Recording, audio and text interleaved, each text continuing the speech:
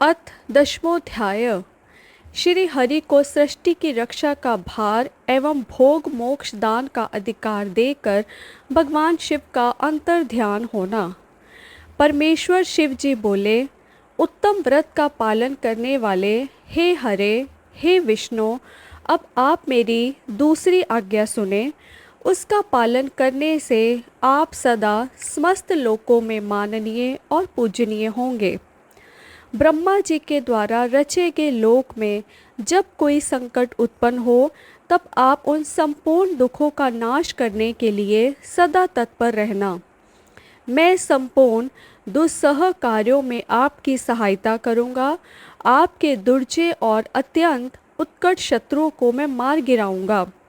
हे हरे, आप नाना प्रकार के अवतार धारण करके लोक में अपने उत्तम कृत्य का विस्तार कीजिए और संसार में प्राणियों के उद्धार के लिए तत्पर रहिए। गुण रूप धारण कर मैं रुद्र निश्चित ही अपने इस शरीर से संसार के उन कार्यों को करूँगा जो आपसे संभव नहीं हैं, इसमें संदेह नहीं है। आप रुद्र के ध्येय हैं और रुद्र आपके ध्येय हैं। आप दोनों में और आप तथा रुद्र में कुछ भी अंतर नहीं है। हे महाविष्णु, लीला से भेद होने पर भी वस्तुतः आप लोग एक ही तत्व हैं। यह सत्य है, सत्य है, इसमें संशय नहीं है। जो मनुष्य रुद्र का भक्त होकर आपकी निंदा करेगा, उसका सारा पुण्य तत्काल भस्म हो जाएगा। हे पुरुषोत्तम विष्णु, आपसे द्वेष करने के कारण मेरी आज्ञा से आपको नरक में गिरना पड़ेगा। हे पुरुषोत्तम विष्णु, आपसे द्वेष करने के कारण मेरी आज्ञा से उसको नरक में गिरना पड़ेगा। यह सत्य है, सत्य है, इसमें संशय नहीं है। आप इस लोक में मनुष्यों के लिए विशेषतः भोग और मोक्ष प्रदान करने वाले और भक्तों के देह तथा पूज्य होकर प्राणियों का निग्रह और अनुग्रह कीजिए। ऐसा कहकर भगवान शिव ने मेरा हाथ पकड़ लिया और श्री विष्णु को सौंपकर उनसे कहा, आप संकट के समय सदा इनकी सहायता करते रहें। सबके अध्यक्ष होकर आप सभी को भक्ति और मुक्ति प्रदान करें तथा सर्वदा समस्त कामनाओं के साधक एवं सर्वश्रेष्ठ बने रहें। हे हरे, यह मेरी आज्ञा है कि आप सबके प्राण स्वरूप होइए और संकट काल आने पर निश्चय ही मेरे शरीर रूपी उस रुद्र का भजन कीजिए। जो आपकी शरण में आ गया वह निश्चय ही मेरी शरण में आ गया। जो मुझ में और आप में अंतर समझता है वह अवश्य ही नरक में गिरता है। अब आप तीनों देवताओं के आयु बल को विशेष रूप से सुनिए। ब्रह्मा, विष्णु और शिव की एकता में किसी प्रकार का संदेह नहीं करना चाहिए। 1000 चतुर्युग को ब्रह्मा का एक दिन कहा जाता है और उतनी ही उनकी रात्रि होती है। इस प्रकार क्रम से यह ब्रह्मा के एक दिन और एक रात्रि का परिमाण है। इस प्रकार के 30 दिनों का एक मास और 12 मासों का एक वर्ष होता है। 100 वर्षों के परिमाण को ब्रह्मा की आयु कहा गया है। ब्रह्मा के एक वर्ष के बराबर विष्णु का एक दिन कहा जाता है। वे विष्णु भी अपने 100 वर्ष के प्रमाण तक जीवित रहते हैं। विष्णु के एक वर्ष के बराबर रुद्र का एक दिन होता है। भगवान रुद्र भी उस मान के अनुसार नर रूप में 100 वर्ष तक स्थित रहते हैं। तदनंतर शिव के मुख से एक श्वास निकलता है और जब तक वह निकलता रहता है तब तक वह शक्ति को प्राप्त कर पुनः जब निश्वास लेते हैं तब तक ब्रह्मा, विष्णु, शिव, गंधर्व, नाग और राक्षस सभी आदि देहधारियों के निश्वास और उच्छ्वास को बाहर से भीतर ले जाने के क्रम की संख्या है। हे सुरसतम, दिन रात में मिलाकर 21,000 का 100 गुना एवं 600 अर्थात 21,06,000 कही गई है। 6 उच्छ्वास और 6 निश्वास का एक पल होता है। 60 पलों की एक घटी और 60 घटी प्रमाण को एक दिन और रात्रि कहते हैं।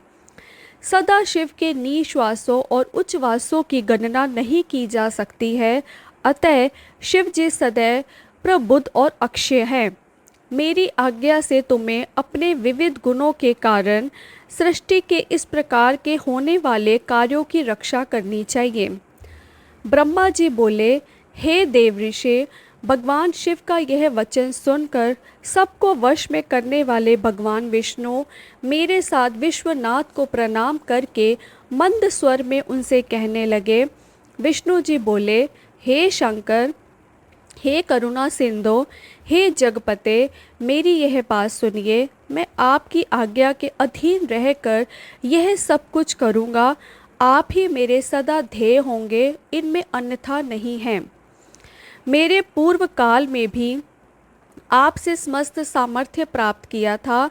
हे स्वामिन, क्षण मात्र भी आपका श्रेष्ठ ध्यान मेरे चित्त से कभी दूर ना हो। हे स्वामिन, मेरा जो भक्त आपकी निंदा करे उसे आप निश्चय ही नरकवास प्रदान करें।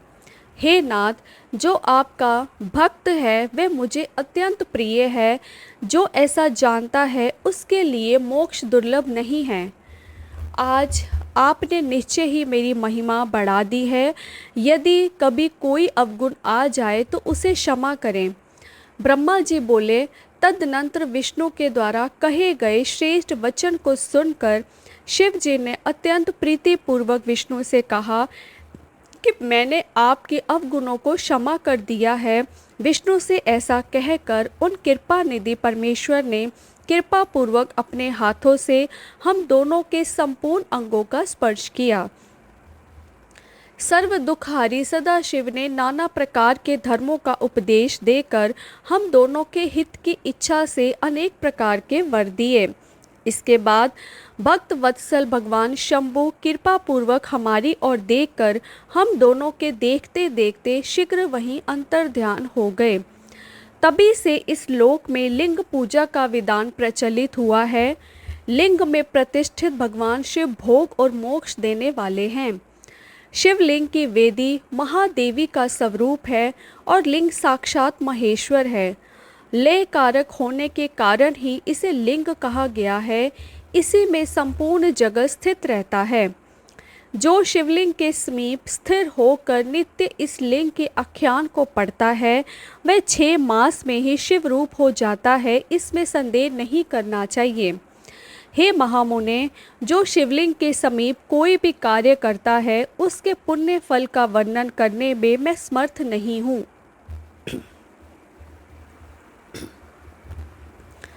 इति श्री शिव महापुराणे द्वितीयायां रुद्र संहितायां प्रथम खंडे सृष्टुपाख्याने परम शिव तत्व वर्णनम नाम 10वां। इस प्रकार श्री शिव महापुराण के अंतर्गत द्वितीय रुद्र संहिता के प्रथम खंड में सृष्टि उपाख्यान में परम शिव तत्व वर्णन नामक 10वां अध्याय पूर्ण हुआ। हर हर महादेव।